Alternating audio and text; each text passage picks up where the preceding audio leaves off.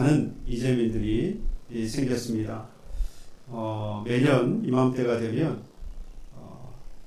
이 폭우로 인해서 많은 어려움들이 생기는데요. 그때마다 우리가 그들을 위해서 기도해야 하겠고요. 그리고 바라기는 이런 자연재해나 이 세상에 돌아가는 이런 것들을 바라보면서 여러분 하나님을 발견할 수 있어야 합니다. 하나님은 이 만물에 하나님을 알 수 있도록 해두셨다라고 했습니다. 그러니까 세상이 돌아가는 것, 그리고 지금 수많은 자연재해와 같이 이런 일이 있을 때에 이 일을 해결하고 이 일을 주관하시는 분은 하나님이시라고 하는 것을 발견할 수 있어야 한다는 겁니다. 그 하나님의 도우심을 구하는 저와 여러분 되기를 간절히 소망합니다. 하늘을 나는 새 가운데에서 가장 높이 나는 새는 독수리라고 합니다. 이 독수리가 나는 모습을 보면 그 자태가 아주 아름답기까지 합니다.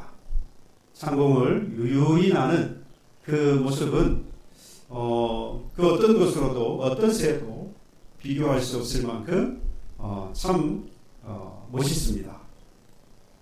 그런데 그렇게 멋진 비행을 하기까지는 사실 참 어려운 또는 험난한 시간을 이 독수리도 보내야만 합니다. 이 어미 독수리가 이 새끼 독수리를 이 둥지에 두고 키우죠. 그런데 어느 순간 자라고 나면 이 새끼 독수리를 이 발톱으로 잡아서 끌고 올라갑니다. 창공 높이 올라가서 그 새끼를 떨어뜨립니다. 그러면 이 새끼가 죽을 것 같아요. 가끔 다큐멘터리를 통해서 그런 어미의 행동을 보면서 저러다가 저 새끼 죽겠다. 저는 다른 말 안 했어요. 그런데 땅에 떨어져서 죽을 것 같은 그때가 되어지면 그 곁을 돌고 있었던 이 어미 독수리가 그의 발톱으로 다시 그 새끼를 붙잡습니다. 그리고 다시 올라가요. 창공으로 또 올라가서 또 다시 떨어뜨립니다. 그러기를 수도 없이 반복을 해요. 그래서 어느 순간인가 이 새끼 독수리가 자기의 이 날개로 날개짓을 하면서 유유히 그의 어미 독수리처럼 날아갈 수 있게 되어지면 그 어미 독수리는 이 새끼 독수리를 떠납니다. 그러기까지 이와 같이 많은 수십 번의 이 과정, 어려운 과정을 거치게 되어지는데 그 상황만 보았을 때는 이 어미 독수리가 너무하다. 이 어미 독수리가 하는 그 행동이 잔인해 보이기도 하는데 결국에는 그 새끼 독수리가 자기 날개로 하늘을 날 수 있도록 했던 그 어미의 깊은 사랑이 그 안에 담겨 있었던 것이죠. 오늘 우리는 본문에서요, 이와 닮은 그런 장면을 우리가 볼 수 있습니다. 이스라엘 백성들이 애굽이라고 하는 둥지에 살고 있었어요. 그런데 하나님께서 그 시간, 430년이라고 하는 시간이 지나면서 하나님께서 모세를 통해서 그 둥지에서 몰아내기 시작하셨습니다. 하나님께서 모세를 통해서 이 그들의 편안하고 안락했던 그 둥지 애굽에서 몰아내시면서 이들이 만났던 것은 홍해였습니다. 그리고 그 홍해가 갈라지면서 이들은 구원을 받습니다. 그들이 구원을 받았던 그 홍해에 바로와 당시에 가장 강성했던 그 바로의 군사들이 거기에 수장되어서 죽고 맙니다. 놀라운 역사 아닙니까? 우리는 그걸 실제로 본 적이 없어서 영화로나 만화로나 이렇게 보다 보니까 그 감격이 확 닿지 않는데 내가 그 자리에 있었다 생각해 보십시오. 당시에 가장 강성했던 바로와 그의 군사들이 한 번에 그 물에 수장되어지고 죽는 그 모습, 나는 어떻게 되었습니까? 유유히 마른 땅과 같이 그 자리를 건너왔잖아요. 그런데 가장 강성했던 그들은 거기에 수장되어서 죽는 그 모습을 볼 때에 와, 정말 감격스러웠을 거예요. 그런데 그 이후에 이 이스라엘 백성들이 만났던 곳은 무엇이었느냐? 광야였습니다. 이 이스라엘 백성들이 하나님께서 모세를 통해서 야 가라 라고 해서 그 편안하고 안락했던 둥지 애굽을 떠나서 나왔을 때에 그들은 뭘 기대했겠어요? 하나님이 약속하셨던 그 젖과 꿀이 흐르는 가나안 땅을 기대했습니다. 그래서 그 가나안 땅에 바로 올 수 있을 것이다 라고 믿었는데 그들이 만난 곳은 물 한 방울 나지 않는 메마르고 황량한 광야였어요. 그뿐만 아닙니다. 그 광야에서 물을 얻을 수 없어서 헤매고 다녔어요. 무려 사흘 길이나 지나갔지만 마실 물이 없었습니다. 천만다행으로 그 물을 발견했는데 그 물마저 마실 수 없는 쓴물이라고 했어요. 여러분 이스라엘 백성들은 무슨 생각을 했을까요? 그 상황에서 내가 지금 하나님께서 말씀하셔서 모세를 인도함에 따라서 순종해서 나온 거잖아요. 그러니 당연히 그의 기대는 가나안입니다. 젖과 꿀이 흐르면서 편안하게 살 수 있는 애굽보다도 더 편안하게 살 수 있는 그 가나안 땅을 기대했는데 그들의 기대와 전혀 다른 광야가, 그리고 그 광야에서도 목이 타서 물을 구하였지만 물을 구할 수 없는, 그러나 물을 구했음에도 불구하고 마실 수 없는 바로 그 물을 만났을 때에 이 이스라엘 백성들 마음속에서는 이런 질문이 나왔을 거예요. 왜 하나님은 바로 가나안으로 우리를 인도하지 않으시는가? 바로 젖과 꿀이 흐르는 그 복된 가나안 땅으로 인도하지 않으시고 왜 이와 같이 험난한 광야로, 그리고 마실 물도 주지 않는 이러한 곳으로 걷게 하시는 것일까? 하나님이 인도하시는 것이라고 한다면 당연히 가나안을 만나고 마실 물이 풍성한 곳에 이르러야 하는 것이 아니냐, 복된 현실이 내 앞에 펼쳐져야 되는 것이 아니냐라고 질문할 거예요. 그런데 그들의 기대와 전혀 다른 그 상황을 만나면서 그들의 기대는 완전히 무너지고 말았습니다. 절망에 빠지는 거예요. 애굽에서 나와서 만난 것이 가나안이 아니라 광야라는 것만으로도 충분히 고통스럽습니다. 그런데 마치 상처에 솜을 치듯이 절망이 더해져서 인도하였던 그 모세를 향해서 원망합니다. 평안하고 안전하게 살았던 우리를 왜 이끌고 나와서 이 고생을 시키냐. 백성들은 모세를 향하여서 원망합니다. 그런데 제가 조금 더 묵상을 해봤어요. 지금 이들이 광야에 나왔기 때문에, 지금 이들이 마실 물이 없기 때문에 물을 찾긴 했으나 그 물이 쓴 물이어서 마실 수 없어서 지금 이 백성들이 모세를 향하여 원망하고 있는 것인가? 물론 겉으로 보기에는 분명히 그런 것들이 없어서 지금 이 이스라엘 백성들이 원망하고 있는 것은 맞는데, 조금 더 깊이 생각해보고 묵상해보니까 그들의 마음에는요, 물이 없어서 이곳이 광야여서 그들이 모세를 원망하고 하나님을 원망하는 것이기도 하지만, 더 중요했던 것은 하나님이 모세를 통해서 나가라고 했다는 거예요. 우리가 나오고 싶었던 게 아니에요. 내가 나가려고 했던 게 아니라는 거예요. 하나님이 나가라고 했고 모세의 인도에 따르라고 해서, 그래서 나왔는데 광야였고, 그래서 나왔는데 물도 없고, 물을 발견했는데 마실 수 없는 물. 여러분, 물을 발견했는데 차라리 물이 없으면 좋겠어. 물을 발견했는데 마실 수 없는 물이라고 하는 건요, 놀리는 거 아닌가요? 능멸하는 거예요. 이거는 물론 하나님이 우리를 그랬다 표현하는 것이 이상하지만, 만약에 제가 여러분들에게 목마르다고 그러는데 아예 나 물 없어 라고 해버리면 모르겠는데 물을 주는 거예요. 근데 먹었더니 더러운 물이에요. 이 사람이 장난하나? 안 그러겠어요?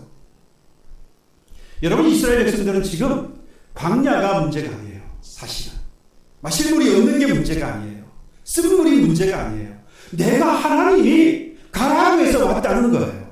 모세의 인도를 따르라고 해서 내가 모세를 따라서 왔다라는 겁니다. 그런데 왜 갔냐고, 그런데 왜 마실 물이 없고 왜 그 물이 쓴 물이냐라는 거죠. 당장에 마실 물이 없는 것도 괴로운 일입니다만은 하나님의 말씀에 따랐고 모세의 인도를 따라서 오늘 왔는데 그들의 기대가 완전히 무너져 버린 겁니다. 거기서 오는 혼란과 거기서 오는 상실감, 여러분, 그것이 그들을 더욱더 힘들게 했고 더욱더 고통스럽게 만들었다는 겁니다. 이들의 원망이요 고통 그 자체보다도 무너진 기대, 그것이 무너짐으로써 기대했던 것이 무너지는 것으로부터 시작되었다라는 거죠. 우리는 이것을 종종 경험합니다. 그렇죠. 내가 잘못해서 당하는 고난이라고 한다면요, 고통이라고 한다면요, 사실 우리는 믿음 있는 사람들이에요. 믿으십니까? 여러분들은 아무리 봐도 믿음 있는 사람들이에요. 이 복된 주일인 줄 알고 세상에 놀 것 많고 볼 것 많고 즐길 것 많은데 쉬기도 해야 되는데 이거 다 버려두고 주님 앞에 나오잖아요. 11시가 되어지면 이 시간은 하나님 앞에 나와서 예배하는 시간이라. 어떤 목사님이 말씀하시더라고요. 앞으로 세상은 11시에 나와서 예배하는 사람, 기적과 같은 일을 행하는 사람이다. 그런 시대로 우리가 살아가는 거예요. 여러분들은 정말 믿음 있는 사람들입니다. 그래서 여러분들은 지금 내가 잘못해서 하나님 앞에 잘못해서 내가 고난당한다, 여러분 받아들이실 거예요. 그래, 내가 잘못했으니까 이런 고통 당하는 것은 그래, 이해할 수 있다. 그런데 하나님이 하라고 하신 대로 한 거잖아요. 그때에 우리는요, 문제가 해결되어지지 않으면 우리 스스로 난망하게 되어지고요, 그리고 나아가서 원망할 수밖에 없는 겁니다. 그래도 내가 예수 믿는 사람이고, 그래도 내가 지금까지 하나님을 섬기면서 내가 할 수 있는 최선의 삶을, 하나님을 위한 삶을 살아왔는데 왜 이렇게 힘드냐는 거예요. 왜 이렇게 내가 만난 이 문제는 해결되지 않는가? 가정의 문제는 쌓여가고 사업은 풀리지 않고 경제생활은 더 어려워지고 나의 건강은 회복되지 않는가? 왜 하나님은 응답하지 않고 계신가? 이쯤 되면요, 우리 이런 생각이 들어요. 하나님은 마치 나의 믿음과 나의 신앙 이 자체를 인정하지 않는 것처럼 느껴집니다. 그러다 보니 실망하지요. 말씀을 따랐는데, 하나님의 인도를 내가 그래도 최선을 다해서 내가 살아왔는데, 순종하면서. 그런데 오히려 고통만 더해지니 여러분, 누가 이걸 버티겠어요? 버틸 재간이 없죠. 이런 순간들이 우리의 신앙의 여정에 거듭 반복해서 되어지는 것을 여러분들 경험했을 거예요. 그러면 광야 그 위에 쓴물과 같이 그런 현실들이 계속해서 겹겹이 우리를 찾아올 때에 과연 우리는 뭘 할 수 있을까요? 또 어떻게 해야 할까요? 우리는 대부분 이에 대한 대답을요, 오늘 본문 모세를 통해서 찾습니다. 그래서 25절에 보면 이 백성들은 광야와 그리고 그들이 만난 이 쓴물을 보면서 모세를 원망했지만 25절에 모세를 보면 모세가 여호와께 부르짖었다, 기도했다 이 말이에요. 모세는 원망하지 않고 기도했다. 그래서 기도함으로 쓴물이 어떻게 되었습니까? 그 결과가 마실 수 있는 단물이 되었어요. 문제가 해결됐습니까? 네, 문제가 해결되었어요. 그러니 뭐 해야겠습니까? 기도하시기 바랍니다. 기도하시기 바랍니다. 기도하셔야 돼요. 그런데 여기서 질문이 있어요. 기도했더니 다 되던가요? 기도했더니 그 쓴물이, 마실 수 없었던 그 물이 단물로 다 바뀌던가요? 이 말씀을 들어보면 아 그럼요 라고 하시는 분도 계시고 고개를 갸우뚱하시는 분도 계실 거예요. 어떨 때는 되는 것 같은데 어떨 때는 안 되더라 이 말이죠. 어떨 때는 단물로 변하는데 어떨 때는 여전히 마실 수 없는 쓴물이 있더라는 거죠. 모든 문제를 사실 만났을 때의 시작은 여러분 기도예요. 여러분들이 어떤 상황을 만나도 그때 처음 해야 할 것은 기도입니다. 맞아요. 기도하셔야 돼요. 그래서 기도의 골방을 찾아야 되고 기도할 수 있는 시간을 만들어야 되고 그때에 하나님이 내게 어떻게 하라 하시는지 우리 들을 수 있어야 돼요. 그런데 말씀을 드린 대로 그래서 기도하면 다 해결되어지느냐, 다 마실 수 있는 단물로 바뀌느냐. 여러분, 여기서 우리가 그 하나님에 대한 오해를 합니다. 하나님은 내가 기도하면, 하나님은 내가 믿음을 가지고 고백하면 하나님은 다 해결해 주시는 분이다. 여러분, 기도가 문제를 다 해결하는 것이 아니라고 하는 것을 우리가 신앙생활하면서 경험합니다. 기도했는데 고통이 다 사라지지 않아요. 기도했는데 병이 다 낫지 않아요. 기도했는데 내 경제생활이 풀리지 않아요. 내 가정 문제가 그대로 남아있는 거예요. 여러분, 기도가 모든 것을 해결하지 않는다라는 말이 여러분들의 가슴에 들어오지 않아요. 기도했으니까 다 된다라고 해야 되는데 왜 안 된다고 말하느냐. 여러분, 제가 말씀을 드린 대로 이 하나님은요, 단지 우리의 문제를 해결하시는 해결사가 아니라는 이야기입니다. 해결할 수 있는 능력 있는 분이기에 그 하나님 앞에 모든 문제를 가지고 기도하는 것은 맞으나 하나님께서 그 모든 문제를 해결해 주셔야만 하는 그런 해결사로 오늘 우리에게 임하시는 하나님이 아니라는 이야기입니다. 요즘 여러분 학교 폭력 해결사라는 거 여러분 들어보셨어요? 뉴스에 나왔습니다. 요즘 문제를 해결해 주는 그 뭐라 그러죠? 해결사, 무슨 해결사 말고 그렇죠. 심부름센터. 심부름센터. 그래서 신종 심부름센터로 학교 폭력 해결사가 등장을 했대요. 여러분, 돈만 주면 어떤 문제라도 이렇게 해결한다는 해결사처럼 내가 믿기만 하면, 내가 기도만 하면 하나님은 나의 문제를 해결해야만 하는 그런 해결사가 아니라는 이야기입니다. 오히려 하나님은 어떤 분이라고 말씀하시느냐, 광야와 그리고 마실 수 없는 그 쓴물 앞에서 하나님께서 내가 누구라고 말씀하시느냐, 25절에 보면요, 하나님은 우리를 시험하시는 분이라고 말씀합니다.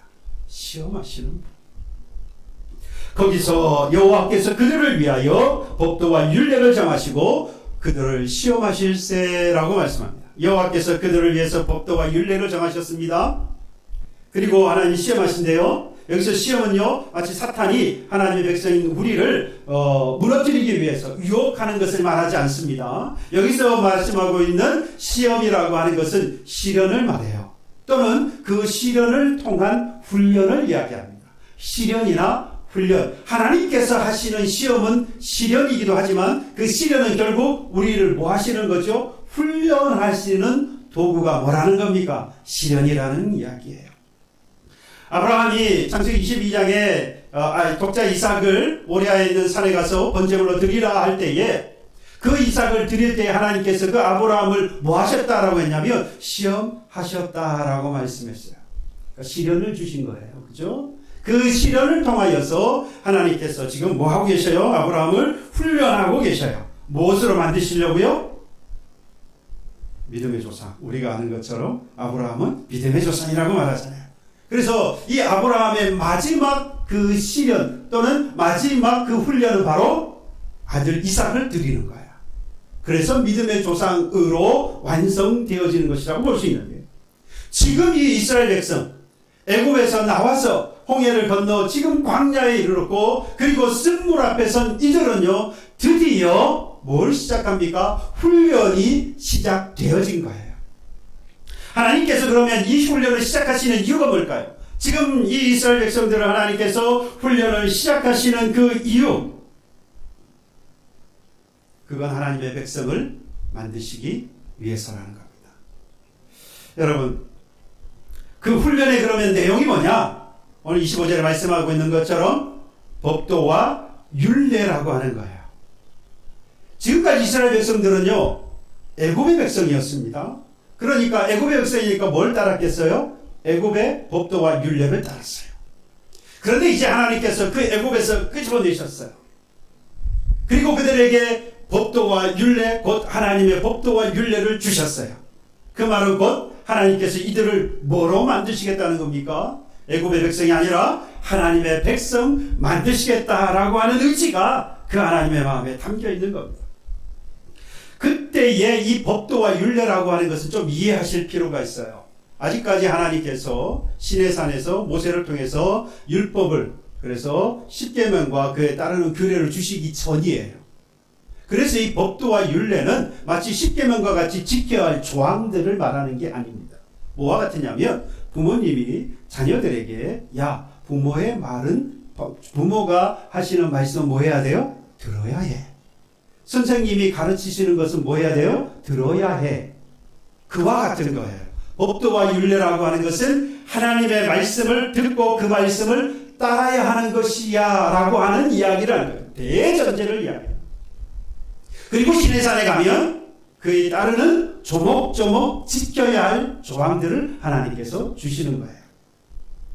자, 그러면 하나님께서 말씀하신 대로 그 말씀 법도와 율례를 지켜 26절에 가서 보시면 너희가 너희 하나님 나 여호와의 말을 들어, 이때 말이 뭐겠어요? 법도와 율례가 되어지는 거요. 이거를 들어 순종하고 내가 보기에 의를 행하며 내 계명에 귀를 기울이며 내 모든 규례를 뭐하면 지키면, 결국 그 하나님의 말씀이라면 순종하며 지켜야 한다고 하는 대전제를 말씀합니다. 앞으로도 이스라엘 백성들은 이 마라와 같은 유사한 일들을 많이 겪을 거예요. 16장에 가서 보면 당장에 만나 사건이 나타나고요. 17장에 가면 르비딤에서 물의 사건이 있습니다. 계속해서 비슷한 사건들을 계속해서 경험하게 되어져요.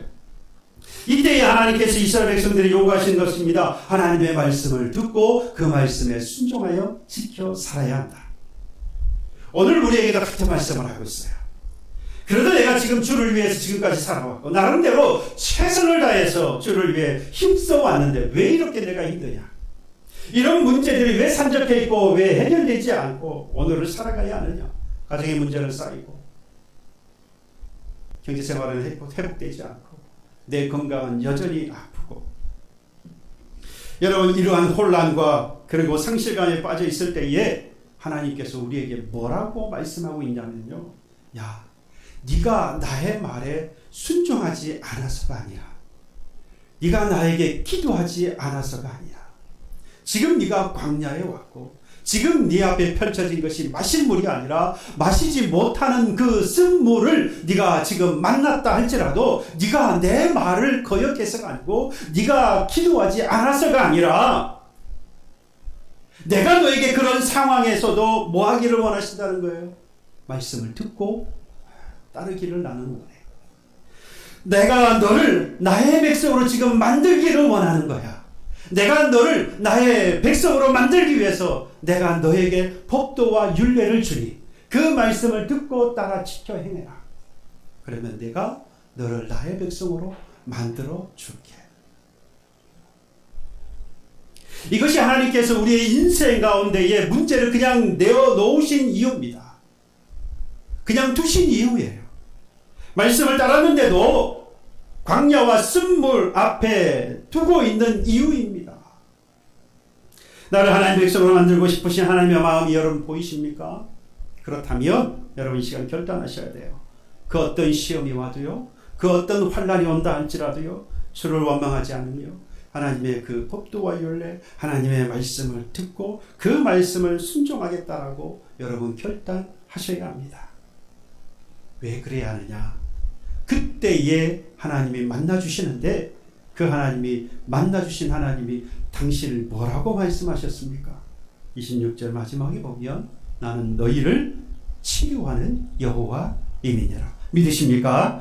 예, 여기서 치료한다는 건요, 그 몸의 질병만을 이야기하지 않습니다. 당연히 우리의 몸도 그 병을 치료하실 뿐만 아니라 무너진 기대로 인하여 상처받은 나의 마음, 나의 정신, 그리고 죄로 인해서 흔들리는 나의 믿음과 그리고 상한 나의 영혼까지도 치료하신다는 거예요. 나의 몸과 나의 마음과 나의 정신과 심지어 나의 영혼까지도 하나님은 치료하신다. 바로 그 치료예요. 나는 너희를 치료하는 여호와라. 쓴물을 마실 수 있는 물로 바꾸시는 것처럼 여러분 반드시 나의 인생의 문제를 뭐 하신다고요? 치료하신다는 말이에요. 그런데 제가 이 말씀을 묵상하면서 여기에도 너무 감사했는데 한 가지 하나님께서 더 주신 게 있었어요. 그 쓴물이라고 하는 것이 바로 이전에 나였다라는 겁니다. 여러분, 상한 나의 마음과 영혼까지 치유하신다고 했잖아요. 내가 뭐였기 때문입니까? 쓴물이었기 때문이었어요. 애굽의 백성이었던 쓴물 같은 그런 이스라엘 백성들에게 마실 수 있는 하나님의 백성으로 지금 만드시지 않습니까? 네. 여러분, 이처럼 우리도요, 병든 나의 몸과 상한 나의 마음과 영혼까지 치유하시면서 마실 수 있는 하나님의 백성으로 우리를 만들겠다라고 말씀합니다. 여러분, 우리는 쓴물이었어요. 죄로 인해서 죽었던 마실 수 없는 쓴물이었습니다. 그러나 쓴물을 마실 수 있는 물로 바꾼 나무가 있었잖아요. 마실 수 없는 그 물을 주님께서 하나님께서 모세에게 가르치시잖아요. 그리고 그 나무를 넣습니다. 그랬더니 마실 물이 되었어요. 마치 이와 같이 생명이신 예수께서 죽으심으로 우리를 하나님의 백성으로 바꾸신 줄 믿으시기 바랍니다. 그렇다면 여러분, 지금부터 우리는 무엇을 하고 어떻게 해야 할까요? 앞에서 본 것처럼 우리가 쓴물 같은 현실을 만났다며 여러분 먼저 기도해야 합니다. 모세와 같이 하나님 앞에 부르짖으십시오. 불평하고 원망하는 사람들이 반드시 있을 거예요. 그 자리에서 빨리 벗어나서 속히 기도의 자리를 찾으시기를 바랍니다. 뿐만 아니라 하나님의 말씀에 순종하는 것을 포기하지 마십시오. 그 쓴물이 또 그 광야를 만났다고 할지라도 내 상황이 이해되지 않는다 할지라도 하나님의 뜻이 선하다는 것, 무엇을 만들어 가시는 하나님의 백성으로 만들어 가시는 그 일이 이루어지고 있다는 사실을 믿으시고 하나님의 그 말씀을 듣고 따라 행하십시오. 순종하십시오. 그러면 하나님께서 나를 무엇으로 만드십니까? 하나님의 백성으로 만들어 가실 것입니다. 지금 나는 하나님의 백성 만들기 프로젝트에 참여한 사람이에요. 하나님께서 그 프로젝트에 우리를 불러주셨어요. 그래서 우리는 조금씩 더 하나님의 백성다운 모습으로 계속해서 변화되어져 가는 겁니다. 그 가운데 하나님께서 뭘 주셨다는 겁니까? 여전히 광야를 주셨고 여전히 쓴물을 주신 거예요. 하지만 그 쓴물은 반드시 예수를 통하여서 변화해서 마실 수 있는 하나님의 백성으로 우리를 만들어 가시는 겁니다. 그러니까 더 이상 광야든 더 이상 쓴물이든 여러분 두려워하지 마세요. 오히려 그것은 나를 거룩한 하나님, 그 하나님의 백성으로 만들기 위해 두신 것이니까 여러분 두려워하지 말아요. 거기에 낙심하거나 좌절하지 마세요. 그것 때문에 불안과 그리고 공포 속에 쌓이지 마세요. 더 이상 원망하고 불평하지 마세요. 하나님은 하나님의 백성다운 그런 모습으로 오늘 우리를 만들어 가십니다. 예수 그리스도의 십자가는 결국 나를 쓴물이었던 나를 단물로 바꾸시는 놀라운 능력이 있는 십자가로 오늘 우리에게 임하셨습니다. 그 나무로 인해 우리는 더 이상 버려진 인생이 아니라 하나님의 가족이요, 하나님의 자녀요, 하나님의 백성 된 줄로 믿습니다. 그러나 오늘 이 말씀을 통해서 저와 여러분들을 결단했으면 좋겠습니다. 주님, 마라 같은 인생 앞에서 말씀에 순종하며 하나님의 백성답게 살게 하옵소서. 쓴물을 단물로 바꾸신 주여, 내 마음도 내 믿음도 내 삶도 내 영혼도 주여 바꾸어 주옵소서. 하나님의 백성 삼사 주를 위하여 영원토록 살아가는 거룩한 하나님의 백성 되게 하옵소서. 결단하고 주를 위하여 끝까지 살아가는 사랑하는 교회 여러분들이 되시기, 여러분의 가정 되기를 주님의 이름으로 축복합니다. 찬송합시다.